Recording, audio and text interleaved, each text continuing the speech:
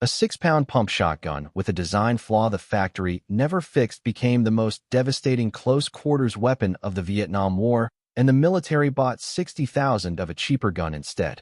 June 1970, Tan Son Nhut Air Base, Vietnam. An Air Force colonel stops a Navy SEAL in the corridor and stares at the weapon hanging from his neck. Short, ugly. The barrel is fitted with something that looks like a crushed metal beak. The colonel asks what it is. The SEAL, Senior Chief James Watson, 3 combat tours, 16 decorations, looks him dead in the eye. That's my sweetheart, my 12-gauge. The colonel tells him that shotguns are against the Geneva Convention. Watson doesn't blink. Colonel, if they ever send me to Geneva, I'll leave her at home. But between now and then, she and I just don't part company.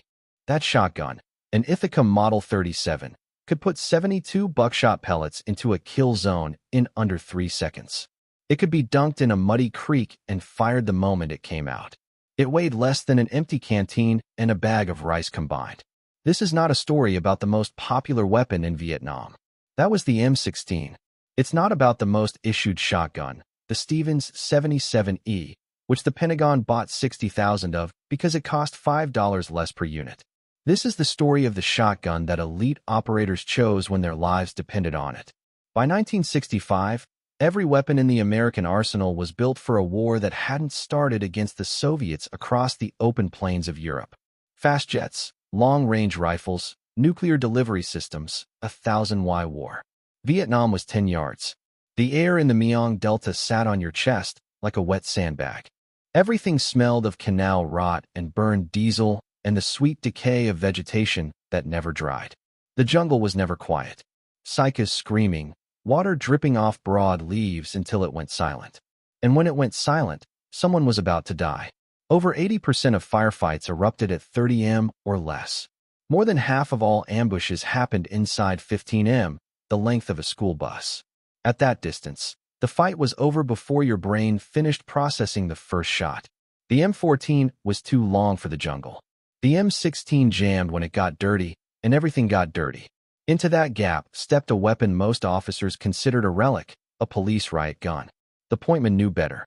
The pointman walked first in the column, ahead of everyone. His job was to find the ambush by walking into it. He needed a weapon that forgave bad aim and punished everything in front of it. And there was only one shotgun in the inventory built for what the jungle would do to it. The Ithaca Model 37 had 3 things no other combat shotgun offered. All 3 mattered in Vietnam, and the third turned it into something no one at the factory ever intended. First, sealed sides. Every other pump shotgun ejected shells from a port on the right side of the receiver. Open a hole into the guts of the weapon. In monsoon mud, that hole killed the gun. The Ithaca was loaded and ejected from the same bottom port. Both sides solid mill steel. No opening. Watson could dip his Ithaca into a creek, wash the mud out, and fire it on the spot. Nobody said that about the Stevens. Second weight, 6.3 pounds, lightest combat shotgun available. The Remington 870 weighed over 7. The Winchester 1897 pushed 8. When you're humping 85 pounds through triple canopy, a pound and a half is another magazine of ammunition. Third, the thing the factory never fixed. The Ithaca 37 had no trigger disconnector in any normal shotgun. Remington Stevens Winchester 1200. You pull the trigger, fire, release, pull again. The Ithaca didn't work that way. Hold the trigger back and pump the action. The gun fired the instant the bolt locked forward. No pause, no reset. They called it slam fire. 5 rounds of 0.00 buckshot. 45 pellets in under 3 seconds with the extended 8-round tube that SEAL armorers brazed onto Watson's gun. 72 pellets, each 133 caliber, all of them hitting a space the size of a doorway. A joint service report found that the probability of hitting a man-sized target with a shotgun was 45% greater than a submachine gun burst, twice that of an assault rifle. The Stevens 77E couldn't slam fire. Its aluminum trigger guard snapped under recoil. Its birch stock, painted to look like walnut, cracked at the receiver. In the 25th Infantry Division, a rifleman named Specialist 4th Class Danny Keogh was walking second in the column when the pointman Stevens split at the wrist during an ambush near Cu Chi in late '68. The point man racked the pump, and the fur came off in his hand. Cog had to cover the gap with his M16 while the point man scrambled for a sidearm that wasn't there. Cog told his platoon sergeant that night, "The next shotgun that comes in, he wanted the Ithaca." He got one 3 weeks later and carried it until he rotated home. Bruce Canfield, the leading authority on American military firearms, wrote that the Stevens was plagued by some nagging reliability problems, while the Ithaca generally gave excellent service. The government bought the Stevens at $3,150 per unit. The Ithaca cost $36.61, $511. That's what separated the gun that shook itself apart from the gun that never quit. Senior Chief James Patches Watson III was a founding member of SEAL Team 2. He walked point every time on behind-the-lines missions through the Delta from 1967 to 1970. 3 tours, 4 Bronze Stars with Combat 5. After his first tour with a standard Ithaca, Watson went to Frankfurt Arsenal and had armorers build him something specific. Extended magazine, 8 rounds, a duckbill spreader choke welded to the muzzle. Stock cut to a pistol grip. The whole thing hung from a sling around his neck. The duckbill changed the geometry of killing. Standard buckshot spreads in a circle. Half your pellets go into the dirt or the canopy. The duckbill flattened that circle into a horizontal blade 4 times wider than tall. It was built to catch 3 men walking abreast on a narrow trail. It didn't just hit the target, it cleared the path.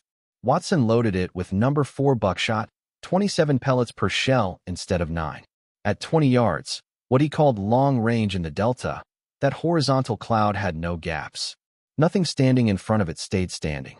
His assessment of its effect. The VCI shot didn't seem to complain.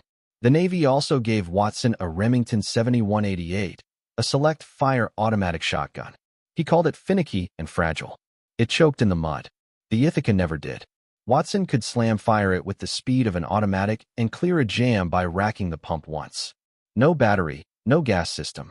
Just milled steel, a spring, and the fastest hands in SEAL Team 2. 3 tours cost something. Watson didn't talk about the nights much. In one interview decades later, he mentioned that he still slept with a weapon within arm's reach. Not because he thought anyone was coming, because his hands didn't believe the war was over, even when the rest of him did. Sweetheart is behind glass now at the UDT SEAL Museum in Fort Pierce, Florida. But Watson was the elite. The vast majority of men who carried shotguns in Vietnam were not SEALs. They were 19-year-old draftees walking point because it was their turn. And what they experienced on both ends of that weapon deserves its own telling. At 5 a.m., a tunnel entrance, a trail bend, the instant a patrol walks into an ambush. 9 pellets of 000 buckshot arrive as a single fist-sized mass. Penetration exceeds 18 in ballistic gelatin. Front to back, through a human torso with energy to spare. At 10 m, the pattern opens to 8 to 10 inches. All 9 still inside the chest. At 25 m, 16 inches. Every pellet accountable on a man-sized target. 1 trigger pull, 1 pump, and another 9 are on the way. Captured VC documents and interrogation reports indicated that enemy troops would sometimes cease fire and withdraw at the sound of a pump action cycling, knowing the aircraft overhead might leave, but the shotgun wasn't going anywhere. The Germans learned this first. September 15, 1918. Germany protested American shotgun use in the trenches. Unnecessary suffering. Threatened to execute any American caught carrying one.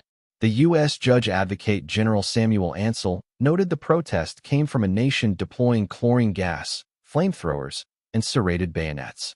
Germany never replied. That myth followed the shotgun to Vietnam. Watson's colonel wasn't alone. The Army's own Law of War desk book states it plainly.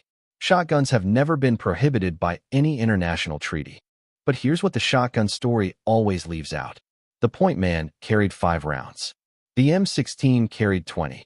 100 shotgun shells weighed over 10 pounds. 100 rifle rounds weighed under 3. In a sustained fight, the shotgunner ran dry in seconds, feeding shells one at a time. No magazine, no speed loader, just fingers and pockets. The Ithaca 37 was the deadliest weapon in Vietnam inside 20 yards. Past that, it was 6 pounds of dead weight. Roughly 700 men served as tunnel rats during the war. They crawled into holes 2 feet wide carrying 45 pistols and 38 revolvers. Medal of Honor recipient command. Sergeant Major Benny Atkins carried a sawed-off 12 gauge during the four-day Battle of AA in March 1966. All he said about it, "I did use it. I did." And a lot of hand grenades. 47,000 Ithaca 37s went to Vietnam. 60,000 Stevens 77 shipped alongside them for $5 less apiece. The Remington 870, the gun that eventually replaced everything, barely arrived before the war ended. Its purpose-built military version wasn't contracted until May 1969.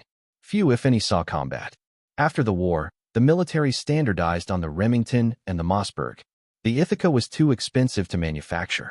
Its slam-fire made PCM's safety officers nervous. The gun that worked was quietly retired because it cost too much. That pattern hasn't changed. 50 years later, procurement still picks the lowest bid. Soldiers steal field equipment that meets the minimum spec and pray it holds when the shooting starts. Today, a Vietnam-era S-prefix Ithaca 37 serial numbers between 1,000 and 23,000 stamped US on the receiver is one of the most sought-after military collectibles in the world. And if you go to Fort Pierce, Florida, and stand in front of the glass case at the UDT SEAL Museum, you can see Sweetheart, the extended tube, the duckbill choke, the pistol grip Watson cut himself. It doesn't look like much. It looks like something a man built in a hurry because the thing the government gave him wasn't good enough to keep him alive. $511. That's what separated the gun that fell apart from the gun that never did. In a jungle where the fighting happened at 15 m in the dark in the rain. That was the distance between walking out and being carried. Watson carried Sweetheart on a sling around his neck for 3 years. They asked him once why he never switched to something newer. He said the same thing he'd said since 1967. "She and I just don't part company."